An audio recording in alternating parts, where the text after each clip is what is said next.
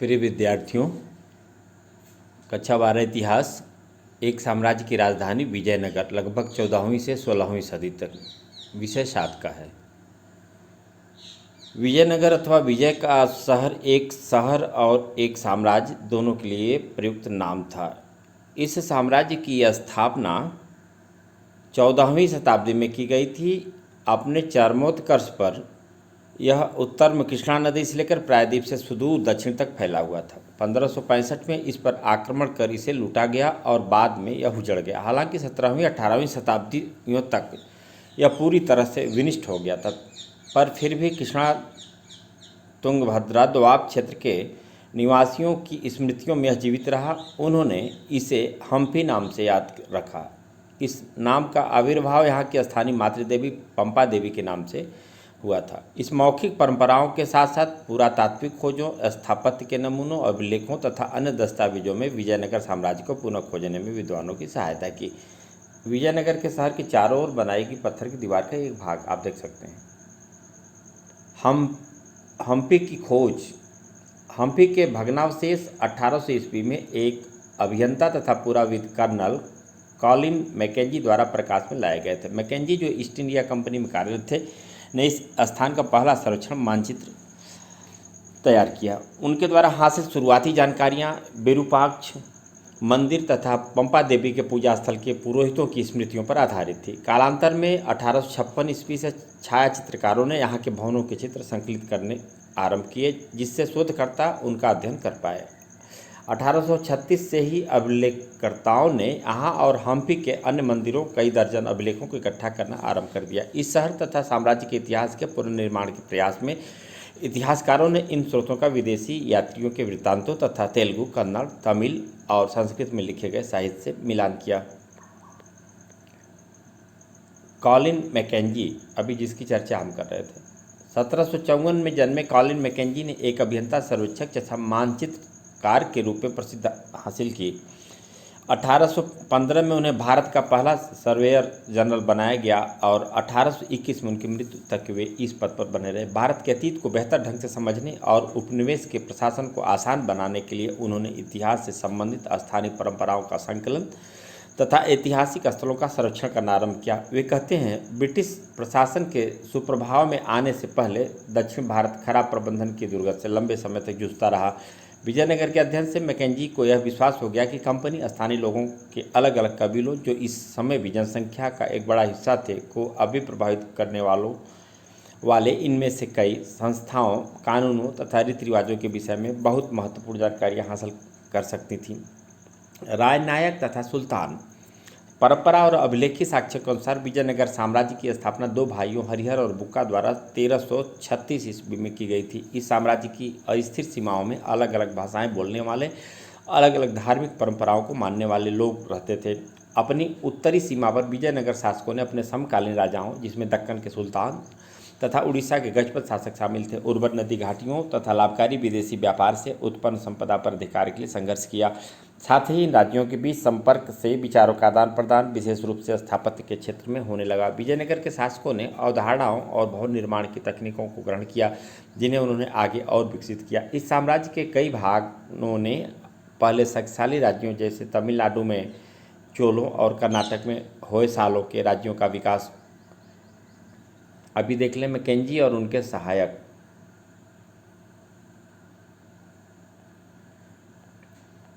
यह चित्रकार थॉमस सिक्की द्वारा बनाया गया तैलचित्र का किसी अज्ञात चित्रकार द्वारा बनाया गया प्रतिरूप है। यह लगभग 1825 ईस्वी का है और royal Asiatic society of Britain and Ireland के संकलन से संबद्ध है। मैकेंजी के बाईं ओर दूरबीन थामे उनका चपरासी इसनाजी और दाईं ओर उनके ब्राह्मण सहायक एक जैन पंडित और उनके पीछे तेलुगु ब्राह्मण कावलेरी वेंतक लक्ष्मैया। आप देख सकते हैं मैकेंजी को। मैकेंजी और उनके देशज सूचनादाताओं को चित्रकार ने किस प्रकार चिन्हित किया है, उनके तथा उनके सूचनादाताओं के विषय में दर्शकों पर किस प्रकार के विचार डालने का प्रयास किया गया है, इस संदर्भ में विद्यार्थी विचार करेंगे। कर्नाटक साम्राज्यों। यहाँ इतिहासकार विजयनगर साम्राज्य शब्द का प्रयोग करते हैं, वहीं समकालीन लोगों ने इसे कर्नाटक साम्राज्यों की संज्ञा दी।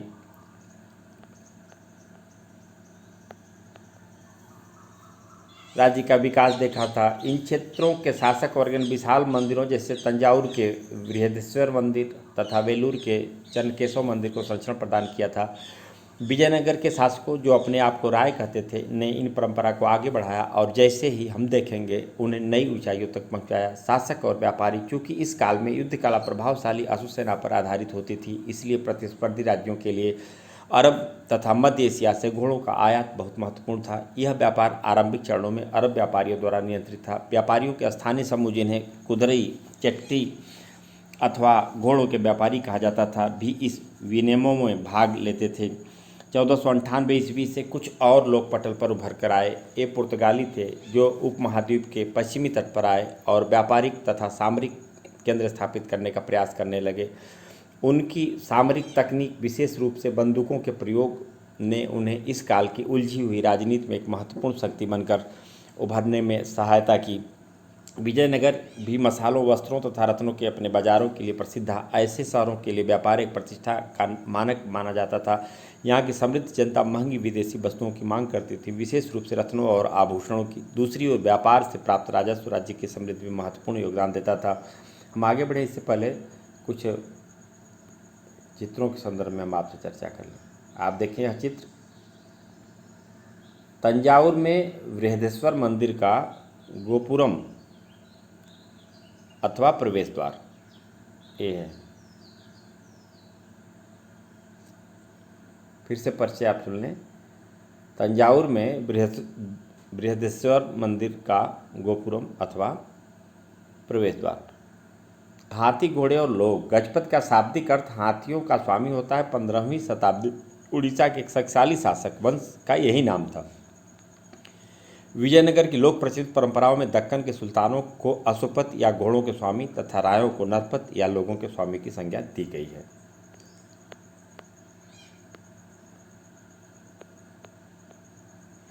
राज्य का चरमोत्कर्ष तथा पतन। राजनीति में सत्ता के दावेदारों में शासकीय वंश के सैन्य सदस्य तथा सैनिक कमांडर शामिल थे। पहले राजवंश, जो संगम वंश कहलाता था, ने 1485 तक नियंत्रण रेखा उन्हें सुलुओं ने उखाड़ फेंका, जो सैनिक कमांडर थे, और वे 1503 तक सत्ता में रहे। इसके बाद तुलुओं ने उनका स्थान लिया। कृष्णदेवराय तुलु वंश से ही संबद्ध था। कृष्णदेवराय के शासन की चारित्रिक विशेषता विस्तार और दृढ़ीकरण था। इसी काल में तुंगभद्रा और कृष्णा नदियों के बीच का क्षेत्र रायचूर दोआब हासिल किया गया 1512। उड़ीसा के शासकों का दमन किया गया 1514।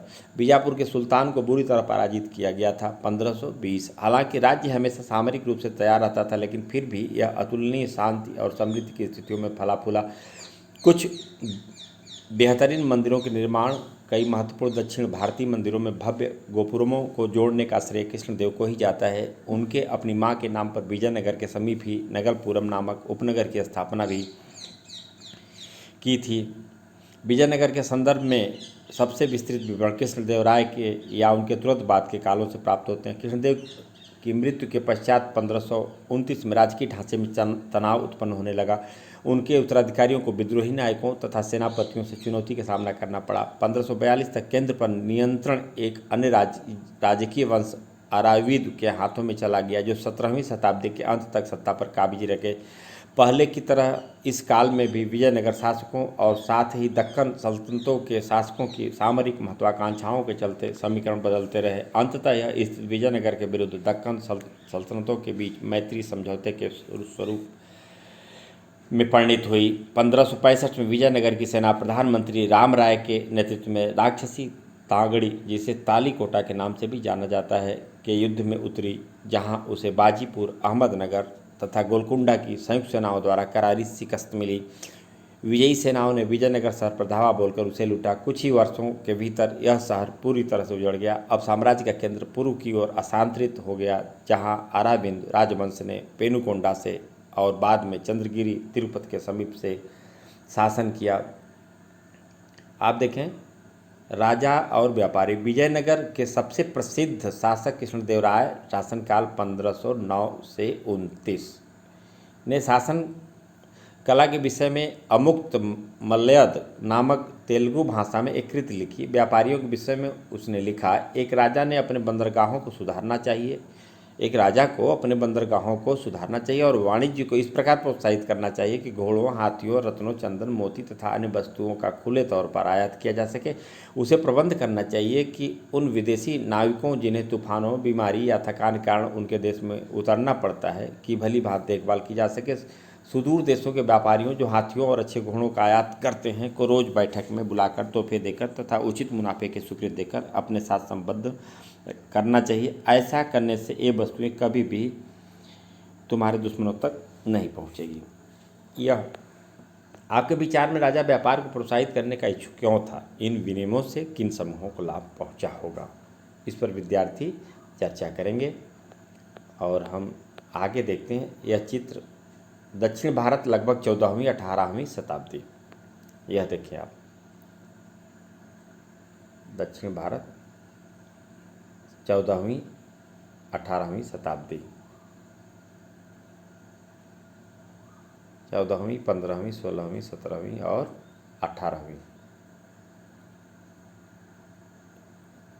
एक बार और नज़दीक से विद्यार्थी इसको ठीक से देख लें, उसके बाद हम आगे चर्चा करेंगे।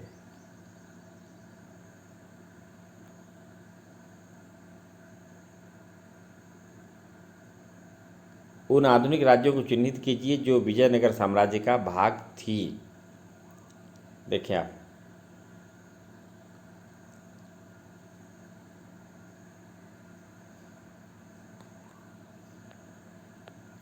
हालांकि विजयनगर शहर के विध्वंस के लिए सुल्तानों की सेनाएं उत्तरदायी थी, फिर भी सुल्तानों और रायों के संबंध में धार्मिक भिन्नताएं होने पर भी हमेशा तथा अपरिहार्य रूप से शत्रुतापूर्ण नहीं रहते थे। उदाहरण के लिए कृष्णदेव राय ने सल्तनतों में सत्ता के कई दावेदारों का समर्थन किया और यवन राज्य की स्थापना करने वाला विरुद्ध धारण करके गौरव महसूस किया। इसी प्रकार बीजापुर के सुल्तान ने कृष्णदेव राय की मृत्यु के पश्चात विजयनगर में उत्तराधिकार के विवाद को सुलझाने के लिए हस्तक्षेप किया। वास्तव में विजयनगर शासक और सल्तनतें दोनों ही एक दूसरे के स्थायित्व को निश्चित करने की इच्छुक थी।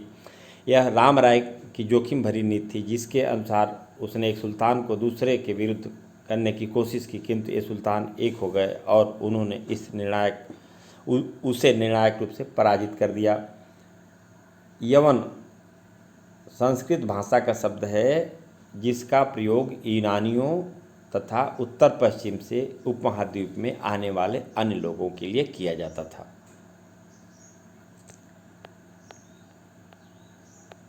राय तथा नायक, साम्राज्य में शक्ति का प्रयोग करने वालों में सेना प्रमुख होते थे जो सामान्यतः किलों पर नियंत्रण रखते थे और जिनके पास सशस्त्र समर्थक होते थे। ये प्रमुख आमतौर पर एक स्थान से दूसरे स्थान तक भ्रमणशील करते रहते थे और कई बार बसने के लिए उपजाऊ भूमि की तलाश में किसान भी उनका साथ देते थे।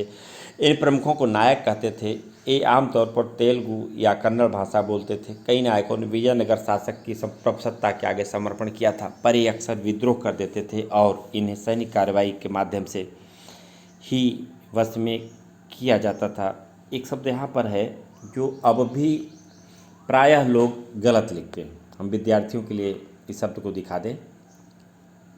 और सरकारी कामकाज के कामों में इस कार्यवाही शब्द को कार्यवाही लिखा जाता है बहुत सारी जगहों पे, हालांकि अन्य जगहों पे इसमें शुद्धता पाई जाती होगी। एक कार्यवाही शब्द सही है और जो कार्यवाही है उससे अर्थ होता है बोझा ढोने वाला, जिसका सामान्य जन या विद्यार्थी भी जाने अनजाने में उसका प्रयोग करते रहते हैं। तो वह कार्यवाही शब्द नहीं बल्कि कार्यवाही है जो आपके सामने भी दिखाया गया। अमन नायक प्रणाली विजयनगर साम्राज्य की एक प्रमुख राजनीतिक खोज थी। ऐसा प्रतीत होता है कि इस प्रणाली के कई तत्व दिल्ली सल्तनत की एकता प्रणाली से लिए गए थे। अमर नायक सैनिक कमांडर थे जिन्हें राय द्वारा प्रशासन के लिए राज्य क्षेत्र दिए जाते थे। वे किसानों, शिल्पकर्मियों तथा व्यापारियों से भू राजस्व तथा अन्य कर वसूल करते थे। वे राजस्व को कुछ भाग व्यक्तिगत उपयोग तथा घोड़ों और हाथियों के निर्धारित दल के रखरखाव के लिए अपने पास रख लेते थे। ये दल विजयनगर शासकों को एक प्रभावी सैनिक शक्ति प्रदान करने में सहायक होते थे, जिसकी मदद से उन्होंने पूरे दक्षिण प्रायद्वीप को अपने नियंत्रण में किया। राजस्व का कुछ भाग मंदिरों तथा सिंचाई के साधनों के रख रखाव के लिए खर्च किया जाता था। अमरनायक राजा को वर्ष में एक बार भेंट भेजा करते थे और अपने स्वामी भक्ति प्रकट करने के लिए राजकीय दरबार में उपहारों के साथ स्वयं उपस्थित हुआ करते थे। राजा कभी कभी उन्हें एक से दूसरे स्थान पर स्थानांतरित कर उन पर अपना नियंत्रण दर्शाता था, पर 17वीं शताब्दी में इनमें से कई नायकों ने अपने स्वतंत्र राज्य स्थापित कर लिए। इस कारण केंद्रीय राजकीय ढांचे का विघटन तेजी से होने लगा। इधर देखें आप, अमर शब्द। अमर शब्द का आविर्भाव मान्यतानुसार संस्कृत शब्द समर से हुआ है, जिसका अर्थ है लड़ाई या युद्ध। यह फारसी शब्द अमीर से भी मिलता जुलता है, जिसका अर्थ है ऊंचे पद का कुलीन व्यक्ति।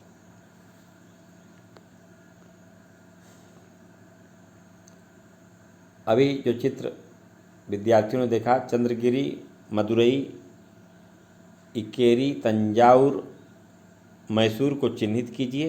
ये सभी नायक शक्ति के केंद्र थे। यह भी विद्यार्थी चर्चा करें कि नदियों और पहाड़ों ने किन मायनों में विजयनगर के साथ संचार को सरल अथवा बाधित किया।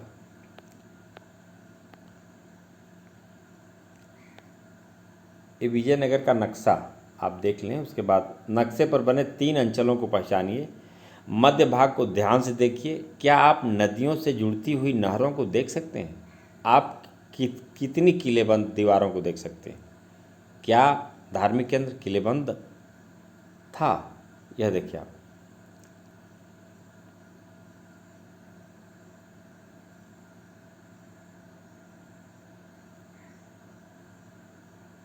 अभी आपको हम्पी के बारे में बताया गया, जो यहाँ पर है। यह चित्र है।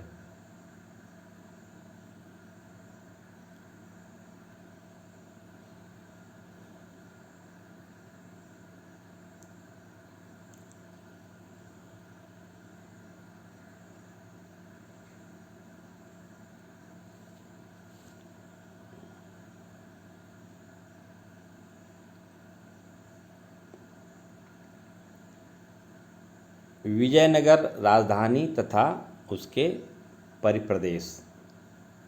अब हम उस समय के सबसे प्रसिद्ध शहरों में से एक विजयनगर की ओर रुख करते हैं। अधिकांश राजधानियों की तरह यह भी एक विशिष्ट भौतिक रूपरेखा तथा स्थापत्य शैली से अभिलक्षित थी। विशाल फैला हुआ शहर, यह डोमिंगो पेस द्वारा लिखे गए विजयनगर शहर के वर्णन से लिया गया एक उदाहरण है। इस शहर का परिमाप मैं यहाँ नहीं लिख रहा हूँ, क्योंकि यह एक स्थान से पूरी तरह नहीं देखा जा सकता, पर मैं एक पहाड़ पर चढ़ा जहाँ से मैं इसका एक बड़ा भाग देख पाया। मैं इसे पूरी तरह से नहीं देख पाया क्योंकि यह कई पर्वत श्रृंखलाओं के बीच स्थित है। वहाँ से मैंने जो देखा वह मुझे रोम जितना विशाल प्रतीत हुआ और देखने में अत्यंत सुंदर। इसमें पेड़ों के कई उपवन हैं, आवासों के कई बगीचों में तथा पानी की कई नालियाँ जो इसमें आती हैं, तथा कई स्थानों पर झीलें हैं, तथा राजा के महल के समीप ही खजूर के पेड़ों का बगीचा तथा अन्य फल प्रदान करने वाले वृक्ष थे। और क्या आप आज किसी शहर में ये अभिलक्षण देख सकते हैं? आपके विचार में पेस ने उद्यानों तथा जल स्रोतों का विशेष उल्लेख के लिए क्यों चुना? चर्चा का विषय विद्यार्थियों के लिए। शहर के विषय में खोज। विजयनगर के राजाओं तथा उनके नायकों की बड़ी संख्या में अभिलेख मिले हैं, जिनमें मंदिरों को दिए जाने वाले दानों का उल्लेख तथा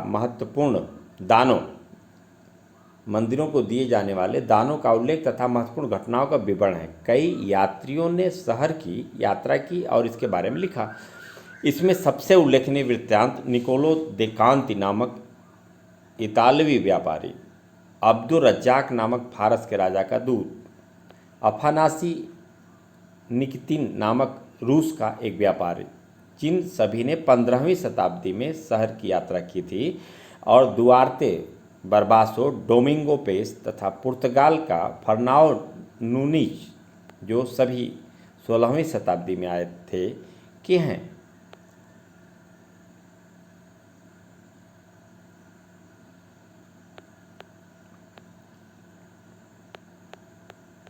जल संपदा।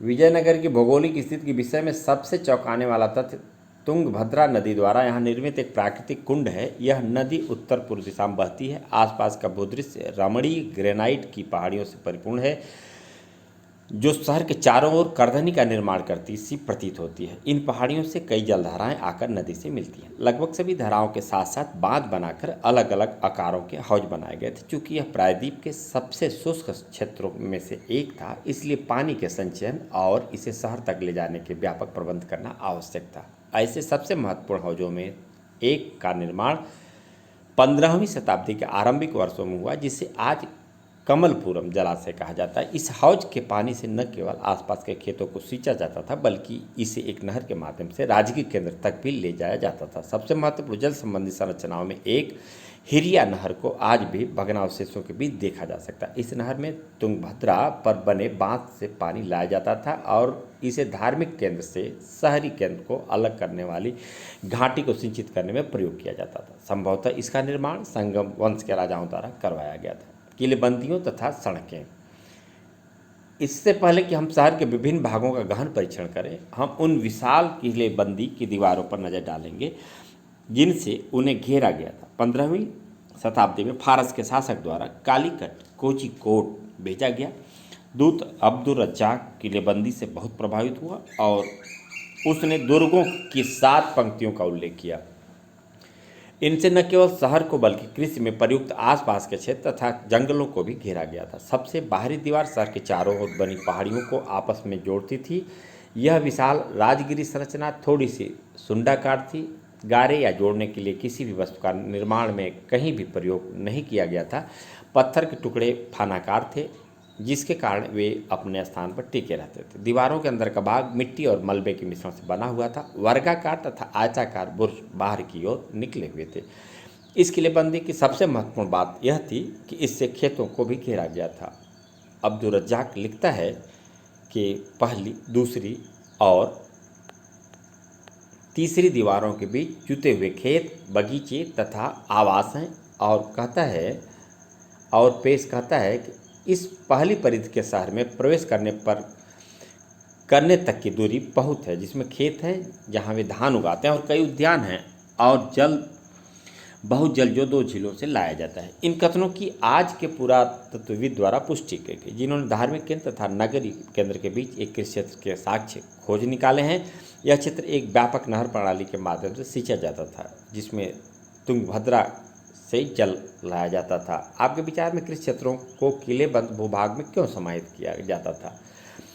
अक्सर मध्यकालीन घेराबंदियों का मुख्य उद्देश्य प्रतिपक्ष को खाद्य सामग्री से वंचित कर समर्पण के लिए बाध्य करना होता था। एक घेराबंदियां कई महीनों और यहाँ तक कि वर्षों तक चल सकती थी। आमतौर पर शासक ऐसी परिस्थितियों से निपटने के लिए किलेबंद क्षेत्रों के भीतर ही विशाल अन्नागारों का निर्माण करवाते थे। विजयनगर के शासकों ने पूरे कृषि भूभाग को बचाने के लिए एक महंगी तथा व्यापक नीति को अपनाया। दूसरी, किलेबंदी नगरीय केंद्र के आंतरिक भाग के चारों ओर बनी हुई थी और तीसरी से शासकीय केंद्र को घेरा गया था, जिसमें महत्वपूर्ण इमारतों के प्रत्येक समूह को अपनी ऊंची दीवारों से घेरा गया था। दुर्ग में प्रवेश के लिए अच्छी तरह सुरक्षित प्रवेश द्वार थे, जो शहर को मुख्य सड़कों से जोड़ते थे। प्रवेश द्वार विशिष्ट स्थापत्य के नमूने थे, जो अक्सर उन संरचनाओं को परिभाषित करते थे जिनमें प्रवेश को वे नियंत्रित करते थे। किलेबंद बस्ती में जाने के लिए बने प्रवेश द्वार पर बनी मेहराब और साथ ही द्वार के ऊपर बनी गुंबद तुर्की सुल्तानों द्वारा परिवर्तित स्थापत्य के चारित्रिक तत्व माने जाते थे। अभी चित्रों को हम आपके सामने प्रस्तुत करेंगे। कला इतिहासकार इस शैली को इंडो इस्लामिक हिंद इस्लामिक कहते हैं, क्योंकि इसका विकास विभिन्न क्षेत्रों की स्थानीय स्थापत्य की परंपराओं के साथ संपर्क से हुआ। पुरातत्वविदों ने शहर के अंदर की तथा वहाँ के बाहर जाने वाली सड़कों का अध्ययन किया है। इनकी पहचान प्रवेश द्वारों से होकर जाने वाले रास्तों के अनुरेखण तथा फर्श वाली सड़कों की खोजों से की गई है। सड़कें सामान्यतः पहाड़ी भूभाग से बचकर घाटियों से होकर ही इधर उधर घूमती थी। सबसे महत्वपूर्ण सड़कों में से कई मंदिर के प्रवेश द्वारों से आगे बढ़ी हुई थी और इनके दोनों ओर बाजार थे। हम शहरी केंद्र पर चर्चा करें, इसके पहले हम आपको कुछ दृश्यों को दिखा दें। चित्रों को देख लें आप।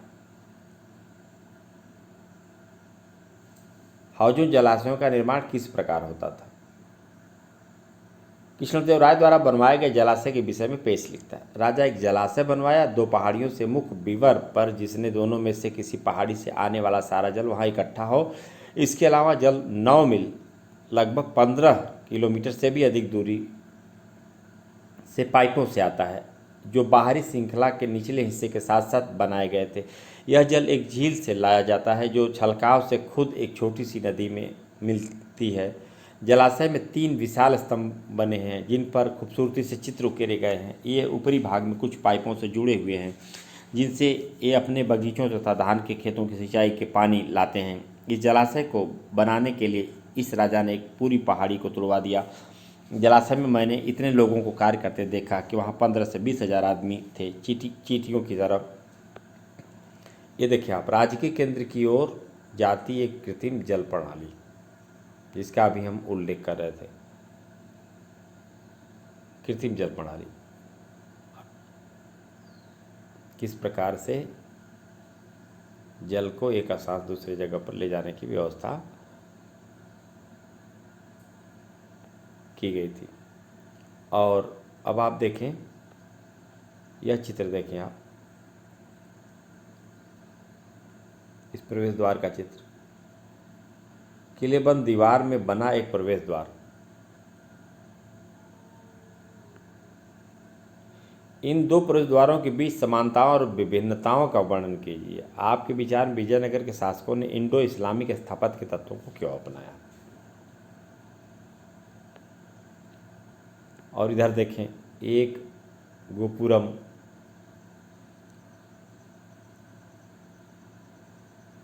इसको भी देखें आप। शहरी केंद्र की ओर जाने वाली सड़कों पर चलें तो सामान्य लोगों के आवासों के अपेक्षाकृत कम पुरातात्विक साक्ष्य हैं। पुरातत्वविद ने कुछ स्थानों, जिसमें शहरी केंद्र का उत्तरी पूर्वी कोना भी शामिल है, में परिष्कृत चीनी मिट्टी पाई जाती है, और उनका यह सुझाव है कि हो सकता है कि इन स्थानों में अमीर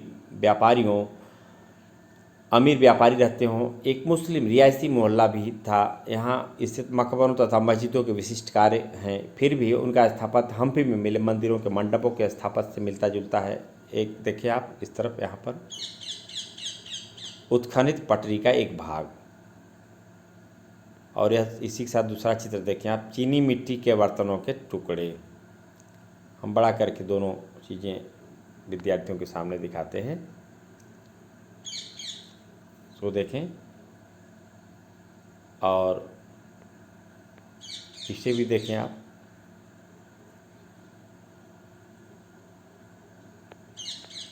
आपके विचार में टुकड़े मूलतः किस प्रकार के बर्तनों का हिस्सा थे? एक बार से और देख लें आप।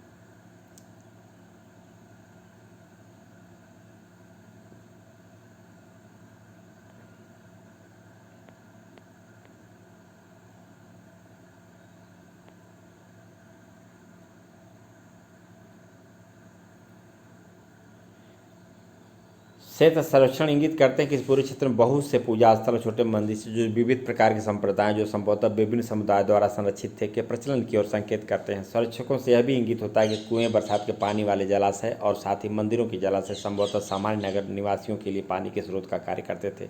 यह चित्र देखें आप।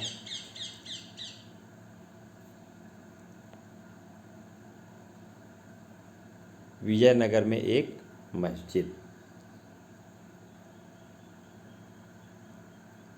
राजकीय केंद्र। राजकीय केंद्र बस्ती के दक्षिण पश्चिमी भाग में स्थित था। हालांकि इसे राजकीय केंद्र की संज्ञा दी गई है, पर इसमें 60 से भी अधिक मंदिर सम्मिलित थे। स्पष्टतः मंदिरों और संप्रदायों को प्रश्रय देना शासकों के लिए महत्वपूर्ण था, जो इन देव स्थलों में प्रतिष्ठित देवी देवताओं के संबंध के माध्यम से अपनी सत्ता को स्थापित करने तथा वैधता प्रदान करने का प्रयास कर रहे थे। लगभग 30 संरचनाओं की पहचान महलों के रूप में की गई है। ये अपेक्षाकृत बड़ी संरचनाएं हैं, जो आनुष्ठानिक कार्यों से संबद्ध नहीं होती।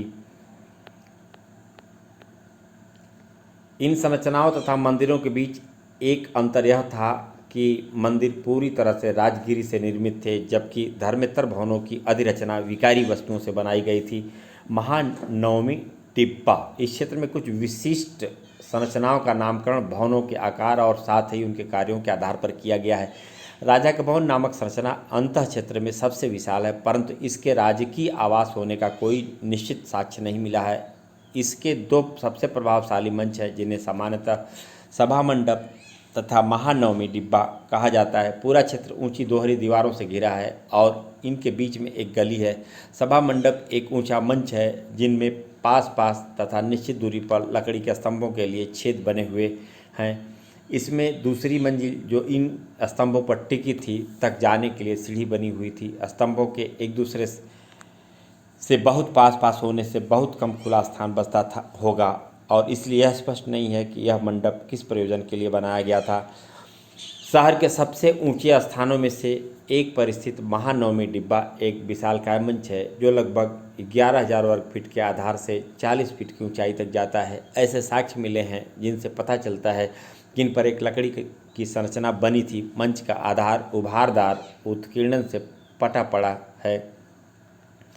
इस संरचना से जुड़े अनुष्ठान संभवतः सितंबर तथा अक्टूबर के शरद मासों में मनाए जाने वाले 10 दिन के हिंदू त्यौहार जैसे दशहरा उत्तर भारत, दुर्गा पूजा बंगाल में, नवरात्रि या महानवमी प्रायद्वीपीय भारत में नामों से जाना जाता है। कि महानवमी शाब्दिक अर्थ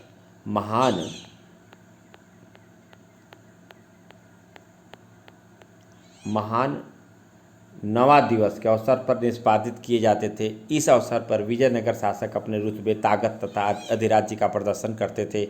इस अवसर पर होने वाले धर्मानुष्ठानों में मूर्ति की पूजा, राज्य के अश्व की पूजा तथा भैंसों और अन्य जानवरों की बलि सम्मिलित थी। नृत्य, कुश्ती प्रतिस्पर्धा तथा साज लगे घोड़े, हाथियों तथा रथों और सैनिकों की शोभा यात्रा और साथ ही प्रमुख नायकों और अधीनस्थ राजाओं द्वारा उनके अतिथियों को दी जाने वाली औपचारिक भेंट इस अवसर के प्रमुख आकर्षण थे। इन उत्सवों के गहन सांकेतिक अर्थ थे। त्यौहार के अंतिम दिन राजा अपनी तथा अपने नायकों की सेना का खुले मैदान में आयोजित भव्य समारोह में निरीक्षण करता था। इस अवसर पर नायक राजा के लिए बड़ी मात्रा में भेंट साथ ही नियत कर भी लाते थे। क्या महानवमी डिब्बा जो आज अस्तित्व में है वह इस विस्तृत अनुष्ठान का केंद्र था? विद्वानों का मानना है कि संरचना के चारों ओर का स्थान सशस्त्र आदमियों, औरतों तथा बड़ी संख्या में जानवरों की शोभा यात्रा के लिए पर्याप्त नहीं था। राजकीय केंद्र में स्थित कई और संरचनाओं की तरह यह भी एक पहेली बना हुआ है। राजकीय केंद्र में स्थित अन्य भवन, राजकीय केंद्र के सबसे सुंदर भवनों में एक लोटस कमल महल है जिसका यह नामकरण 19वीं शताब्दी के अंग्रेज यात्रियों ने किया था। हालांकि यह नाम निश्चित रूप से रोमांचक है, लेकिन इतिहासकार इस बारे में निश्चित नहीं है कि यह भवन किस कार्य के लिए बना था। आगे हम बढ़ें इसके पहले हम उन कुछ चित्रों की चर्चा कर लेते हैं। आप ये देखें, महानवमी डिब्बा ये रहा और यहाँ पर आप देखें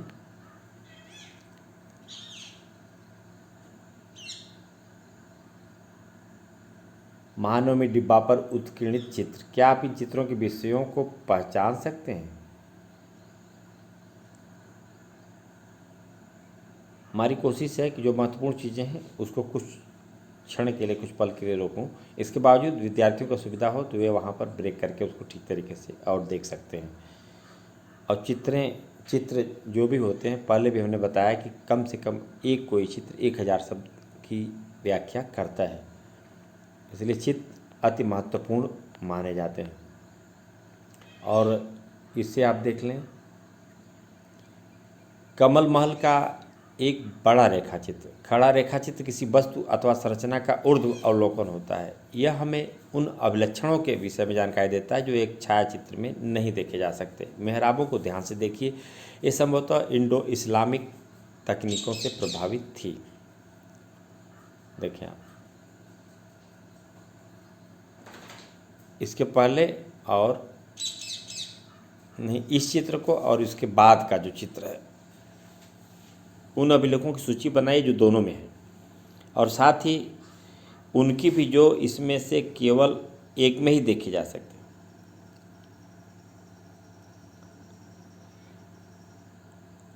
मेहराब की तुलना में बनी मेहराब से कीजिए। कमल महल में 9 मीनारें थी, बीच में एक ऊंची तथा 8 ऊंची उसकी भुजाओं के साथ साथ छायाचित्र तथा खड़े रेखाचित्र में आप कितनी कितनी मीनारें देख पाते हैं? यदि आप कमल हसन का फिर से नामकरण करते तो इसे क्या कहते? ये तार्किक है, आप देख लें। इस चित्र और इस चित्र की तुलना की बात आ रही है, और इसके साथ इस चित्र, इन सब की तुलना करने की बात आई है।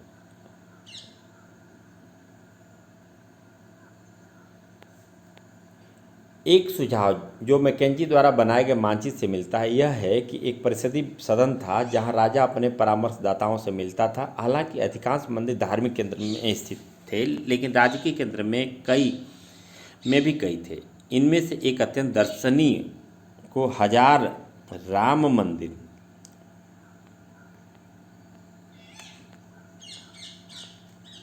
कहा जाता है। संभवतः इसका प्रयोग केवल राजा और उनके परिवार द्वारा किया जाता था। बीच के देवस्थल की मूर्तियां अब नहीं है, लेकिन दीवारों पर बनाए गए पटल मूर्तियां सुरक्षित हैं। इनमें मंदिर की आंतरिक दीवारों पर उत्कीर्णित रामायण से लिए गए कुछ दृश्यांश सम्मिलित हैं।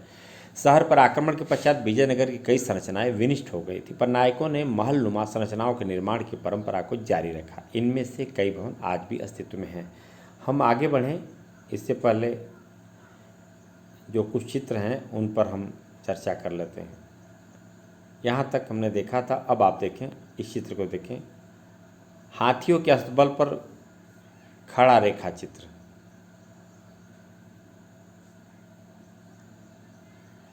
और दूसरी तरफ देखें आप, हाथियों के अस्तबल का नक्शा एक संरचना का समस्तरीय अवलोकन देता है। पूरा चित्र देखें आप, और आगे देखें। कमल महल के समीप स्थित हाथियों का अस्तबल, कमल महल के समीप स्थित हाथियों का अस्तबल। और इसे देखें आप, हजाराम मंदिर की दीवारों पर मूर्ति कला।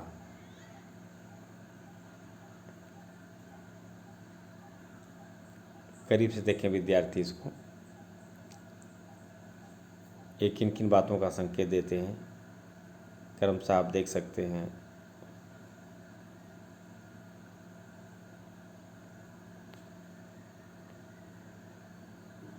और यहाँ देखें आप, मदुराई के सभा मंडप का आंतरिक भाग, मेहराबों को ध्यान से देखिए। ये अंदर की तस्वीर है। नायकों ने विजयनगर के शासकों की भवन निर्माण परंपराओं को जारी क्यों रखा? विद्यार्थियों के लिए, अध्ययन करने वाले व्यक्तियों के लिए यह चर्चा का विषय। धार्मिक केंद्र, राजधानी का चयन। अब हम तुंगभद्रा नदी के तट से लगे शहर के चट्टानी उत्तरी भाग की ओर ध्यान केंद्रित करते हैं। स्थानीय मान्यताओं के अनुसार ये पहाड़ियाँ रामायण में उल्लिखित बाली और सुग्रीव के वानर राज्य की रक्षा करती थी। अन्य मान्यताओं के अनुसार स्थानीय मातृदेवी पंपा देवी ने इस पहाड़ियों में विरूपाक्ष, जो राज्य के संरक्षक देवता तथा शिव का एक रूप माने जाते हैं, से विवाह के लिए तप किया था। आज तक यह विवाह विरूपाक्ष मंदिर में हर वर्ष धूमधाम से आयोजित किया जाता है। इन पहाड़ियों में विजयनगर साम्राज्य के पूर्वकालिक जैन मंदिर भी मिले हैं। दूसरे शब्दों में यह क्षेत्र कई धार्मिक मान्यताओं से संबद्ध था। इस क्षेत्र में मंदिर निर्माण का एक लंबा इतिहास रहा है, जो पल्लव, चालुक्य, होयसाल तथा चोल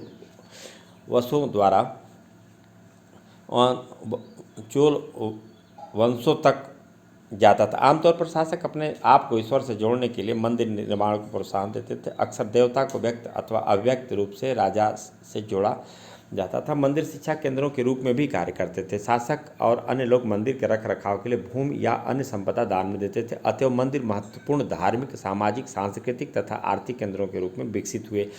शासकों के दृष्टिकोण से मंदिरों का निर्माण, मरम्मत तथा रख रखाव अपनी सत्ता, संपत्ति तथा निष्ठा के लिए समर्थन तथा मान्यता के महत्वपूर्ण माध्यम थे। यह संभव है कि विजयनगर के स्थान का चयन वहां विरूपाक्ष तथा पंपा देवी के मंदिरों के अस्तित्व से प्रेरित था। यहाँ तक कि विजयनगर के शासक भगवान विरूपाक्ष की ओर से शासन करने का दावा करते थे। सभी राजकीय आदेशों पर सामान्यतया कन्नड़ लिपि में श्री विरूपाक्ष शब्द अंकित होता था। शासक देवताओं से अपने गहन संबंधों के संकेतक के रूप में विरुद्ध हिंदू सूरत राणा का प्रयोग भी करते थे। यह अरबी भाषा के शब्द सुल्तान, जिसका अर्थ है राजा, का संस्कृत अनुवाद था और शाब्दिक रूप में इसका अर्थ था हिंदू सुल्तान। विजयनगर के शासकों ने पूर्वकालिक परंपराओं को अपनाया, उनमें नवीनता लाई और उन्हें आगे विकसित किया। अब राज्य की प्रतिकृति मूर्तियाँ मंदिरों में प्रदर्शित की जाने लगी और राजा की मंदिरों की यात्राओं को महत्वपूर्ण राजकीय अवसर माना जाने लगा, जिन पर साम्राज्य के महत्वपूर्ण नायक भी उनके साथ जाते थे।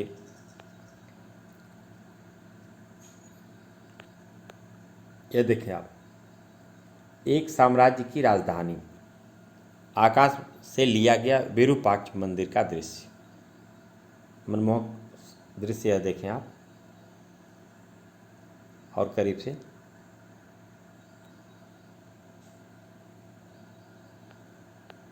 गोपुरम और मंडप मंदिर स्थापत्य के संदर्भ में इस समय तक कई नए तत्व प्रकाश में आते हैं। इनमें विशाल स्तर पर बनाई गई संरचनाएं जो राज्य की सत्ता की द्योतक थी शामिल हैं।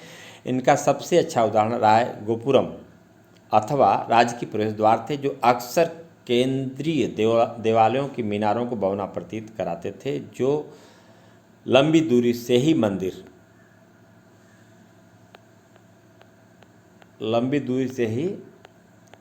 मंदिर के होने का संकेत देते थे। यह संभवतः शासकों की ताकत की याद भी दिलाते थे, जो इतनी ऊंची मीनारों के निर्माण के लिए आवश्यक साधन, तकनीक तथा कौशल जुटाने में सक्षम थे। अन्य विशिष्ट अभिलक्षणों में मंडप तथा लंबे स्तंभों वाले गलियारे, जो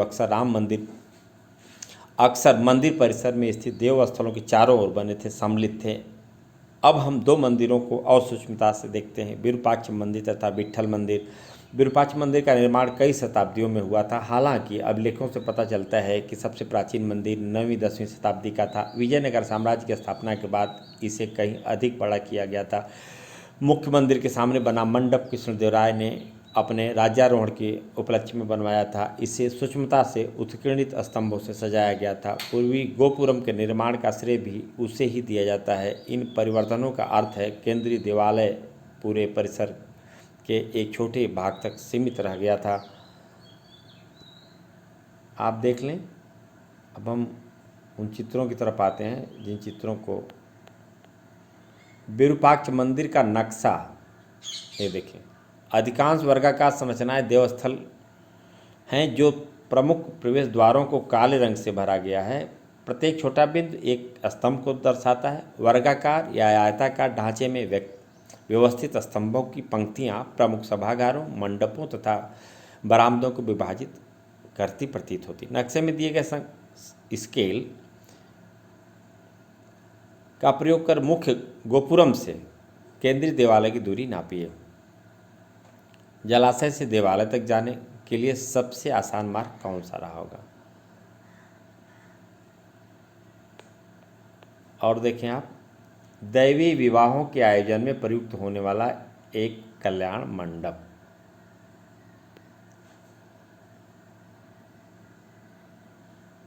सुंदर मंडप देखें। मूर्तियों वाले स्तंभ का एक रेखा चित्र।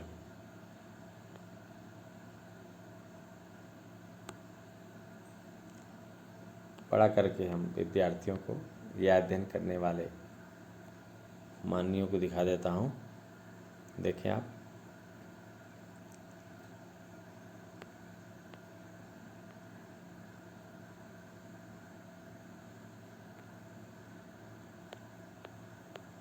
मंदिर के सभागारों का प्रयोग आप देखें।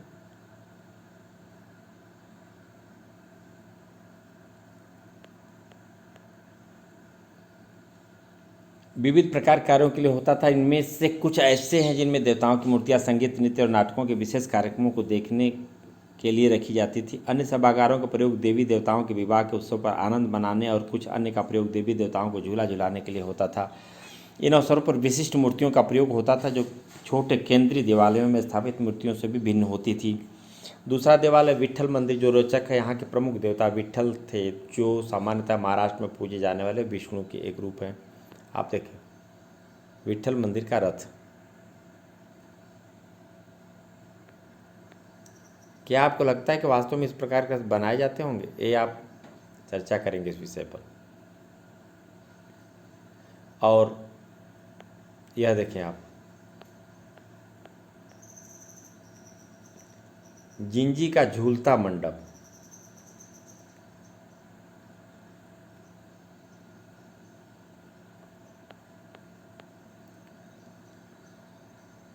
इसको देखें, मदुरई के नायकों द्वारा बनवाया गया एक गोपुरम।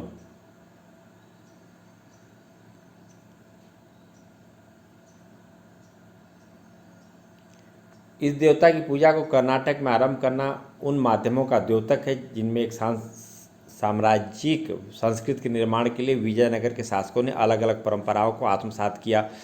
अन्य मंदिरों की तरह इस मंदिर में भी कई सभागार तथा रथ के आकार का एक अनूठा मंदिर भी है। मंदिर परिसरों की एक चारित्रिक विशेषता रथ गलियां हैं जो मंदिर के गोपुरम से सीधी रेखा में जाती हैं। इन गलियों का फर्श पत्थर के टुकड़ों से बनाया गया था और इनके दोनों ओर स्तंभ वाले मंडप थे जिनमें व्यापारी अपनी दुकानें लगाया करते थे। जिस प्रकार नायकों ने किलेबंदी की परंपरा को जारी रखा तथा और अधिक व्यापक बनाया, ठीक वैसा ही उन्होंने मंदिर निर्माण की परंपराओं के संदर्भ में भी किया। यहाँ तक कि कुछ सबसे दर्शनीय गोपुरमों का निर्माण भी स्थानीय नायकों द्वारा किया गया था। आनुष्ठानिक स्थापत्य के पूर्ववर्ती परंपराओं को विजयनगर के शासकों ने कैसे और क्यों अपनाया तथा रूपांतरित किया, चर्चा का विषय होगा।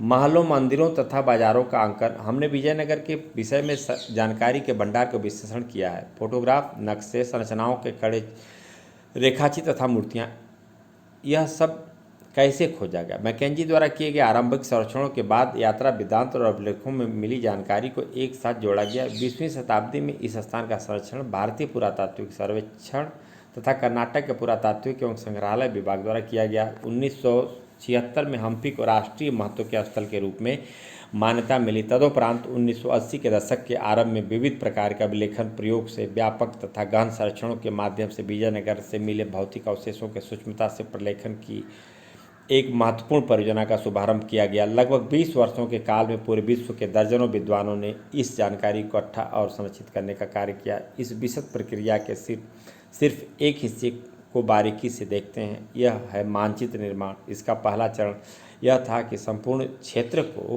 25, अभी आपने विविध चित्र देखे जिसमें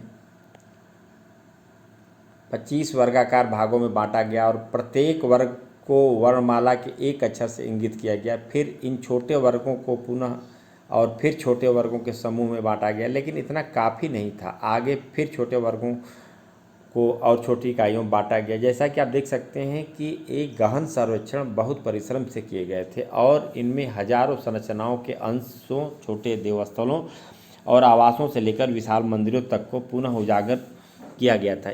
उनका प्रलेखन भी किया गया। इन सब के कारण सड़कों, रास्तों और बाजारों आदि के अवशेषों को पुनः प्राप्त किया जा सका। इन सभी की स्थिति की पहचान स्तंभ, आधारों तथा मंचों के माध्यम से की गई। एक समय जो बाजार जीवंत थे उनका बस अब यही कुछ बचा है। आप देख लें, चित्र देखें यहाँ पर, अंकन करने का जो तरीका था, जो भी आपसे बताया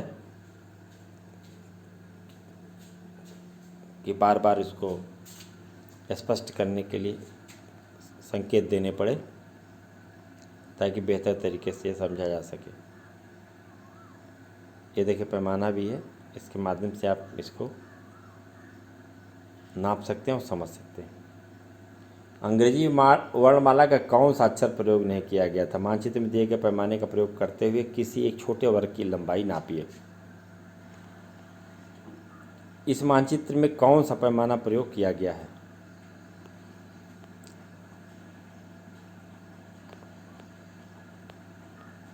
इसे भी देख लें आप।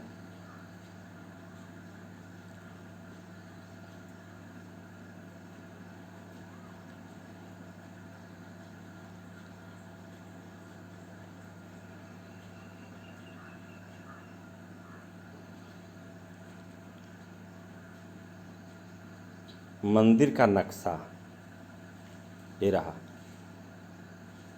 और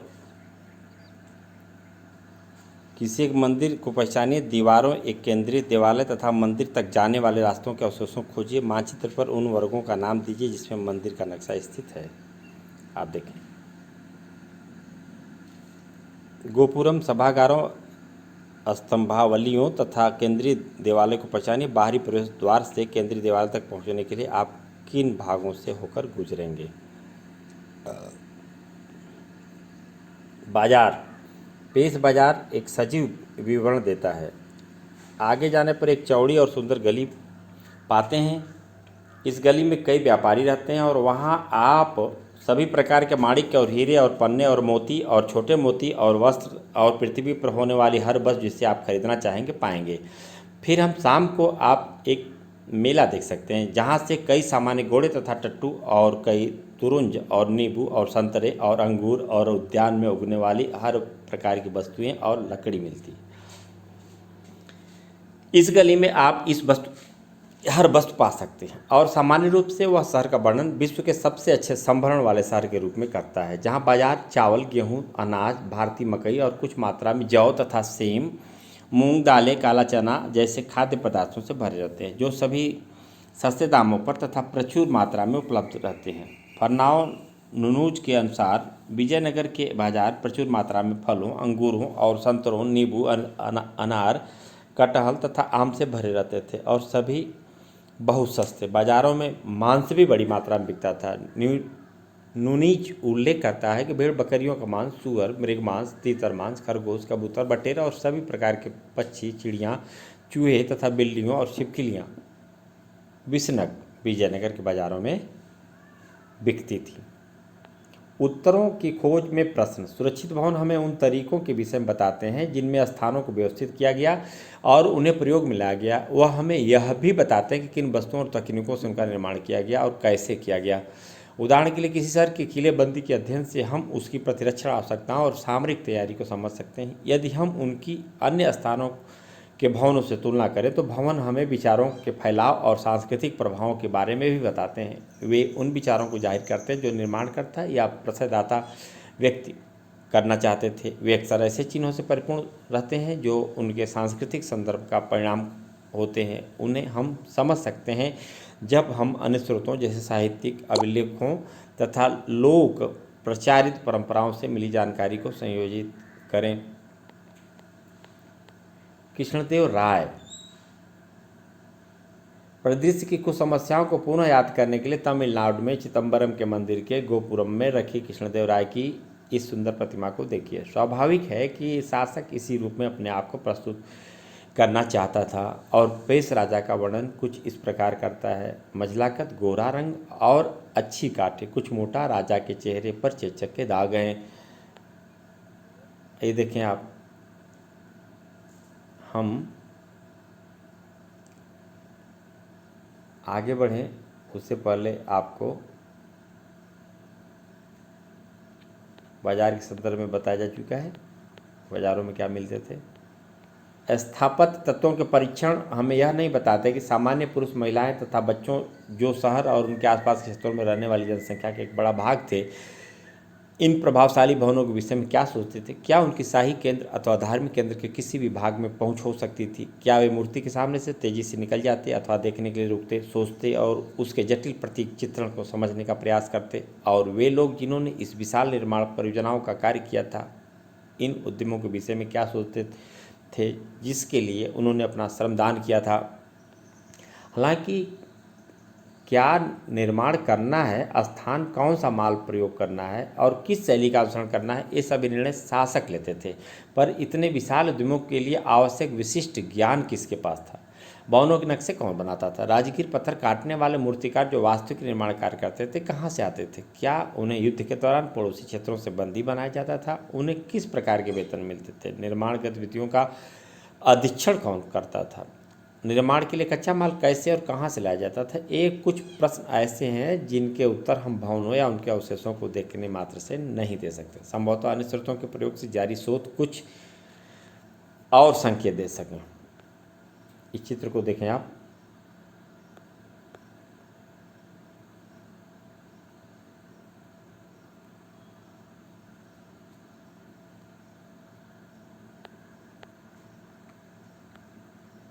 रानी का स्नान घर नामक संरचना का एक भाग। काल रेखा। महत्वपूर्ण राजनीतिक परिवर्तन। लगभग 1200 से 1300 ईस्वी दिल्ली सल्तनत की स्थापना। 1206। लगभग 1300 से 1400 ईस्वी विजयनगर साम्राज्य की स्थापना। 1336। प्रश्नार्थक चिन्ह लगा है, आप समझ सकते हैं इसका आशय। बहमनी राज्य की स्थापना 1347। जौनपुर, कश्मीर और मदुरई में सल्तनतें। लगभग 1400 से 1500 ईस्वी उड़ीसा के गजपति राज्य की स्थापना। 1435। गुजरात और मालवा की सल्तनतों की स्थापना। अहमदाबाद, बीजापुर तथा बेरार सल्तनतों का उदय। 1490। हम एनसीईआरटी की पुस्तकों का आभार व्यक्त करते हैं जहाँ से हमने ये सब चीज़ें ली हैं। इसके स्रोत वे ही हैं, इसका मूल श्रेय उन्हें ही जाता है। फिर भी हम आपको बता दूं कि प्रतियोगी परीक्षाओं में एनसीईआरटी की पुस्तकों में दिए गए आंकड़े तथ्यों को ही मान्य है, विद्यार्थियों के लिए महत्वपूर्ण चीज़ है। अन्य पुस्तकों को पढ़ें और उनमें जो आंकड़े अगर एनसीईआरटी की पुस्तक से अलग हैं तो ऐसी स्थिति में वे मान्य नहीं होंगे। अर्थात विद्यार्थी या अध्ययन करने वाले जो भी प्रतिभागी हैं वे एनसीईआरटी की पुस्तकों का ही अध्ययन करें जो उन्हें लाभप्रद होगी। लगभग 1500 से 1600 ईस्वी पुर्तगालियों द्वारा गोवा पर विजय। 1510। बहमनी राज्य का विनाश। गोलकुंडा की सल्तनत का उदय। 1518। बाबर का मुगल साम्राज्य की स्थापना। 1526। अब देख सकते हैं प्रश्न चिन्ह अनिश्चित तिथि की ओर संकेत करता है। यहाँ पे जो हमने बताया विजयनगर साम्राज्य की स्थापना, ठीक है ना। काल रेखा 2। विजयनगर की खोज व संरक्षण के मुख्य घटनाएं। 1800 कालीन मैकेंजी द्वारा विजयनगर की यात्रा।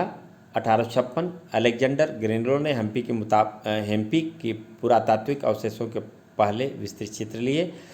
1876 पुरातत्व के मंदिर की दीवारों के अभिलेखों का J.F. फ्लीट द्वारा प्रलेखन आरंभ। 1902 जॉन मार्शल के अधीन संरक्षण कार्य प्रारंभ। 1986 हम्पी को यूनेस्को द्वारा विश्व पुरातत्व स्थल घोषित किया जाना। और आप देखें पिछली 2 शताब्दियों में हम्पी के भवनावशेषों के अध्ययन में कौन सी पद्धतियों का प्रयोग किया गया। आपके अनुसार ये पद्धतियाँ विरूपाक्ष मंदिर के पुरोहितों द्वारा प्रदान की गई जानकारी का किस प्रकार पूरक रहीं।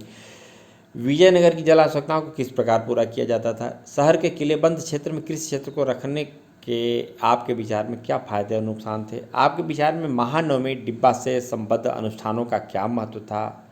विरूपाक्ष मंदिर के अन्य स्तंभ का रेखाचित्र। क्या आप कोई पुष्प विषयक रूपांकन देखते हैं। किन जानवरों को दिखाया गया है, आपके विचार में उन्हें क्यों चित्रित किया गया है। मानव आकृतियों का वर्णन कीजिए। एक चित्र है, इसे आप देख लें फिर से।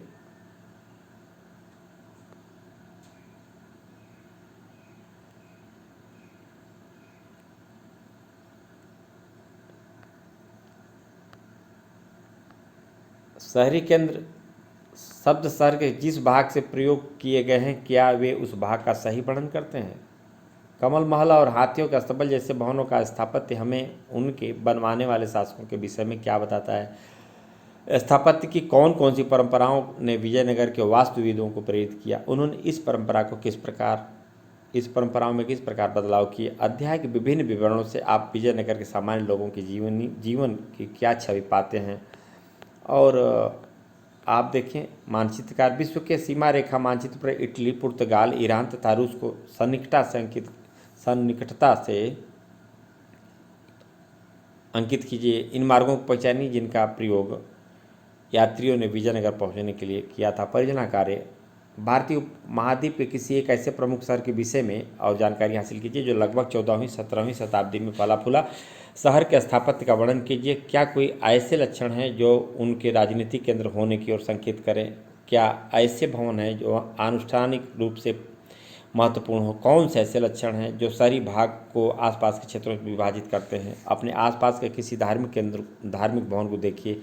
रेखा चित्र के माध्यम से छत, स्तंभों, मेहराबों, यदि हो तो गलियारों, रास्तों, सभागारों, प्रवेश द्वारों, जल आपूर्ति आदि का वर्णन कीजिए। इन सभी की तुलना विरूपाक्ष मंदिर के अभिलक्षणों से कीजिए। वर्णन कीजिए कि भवन का हर भाग किस प्रयोग में लाया जाता था। इसके इतिहास के विषय में पता कीजिए।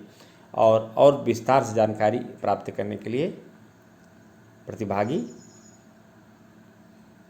इन पुस्तकों का अध्ययन कर सकते हैं क्रमशः, जो हम आपके सामने रख रहे हैं। और अधिक जानकारी के लिए आप इस वेबसाइट पे भी जा सकते हैं जो आपके सामने अभी दिख रही है। एक बार हम आपको काल रेखा की तरफ ले चलते हैं और ताकि आपका फिर से उस पर ध्यान हो जाए। काल रेखा जो घटनाक्रम है, महत्वपूर्ण राजनीतिक परिवर्तन और काल रेखा 2, आप देख सकते हैं। और इसी के साथ एक साम्राज्य की राजधानी विजयनगर, जिसका अध्ययन आप अभी कर रहे थे, यह पूर्ण होता है।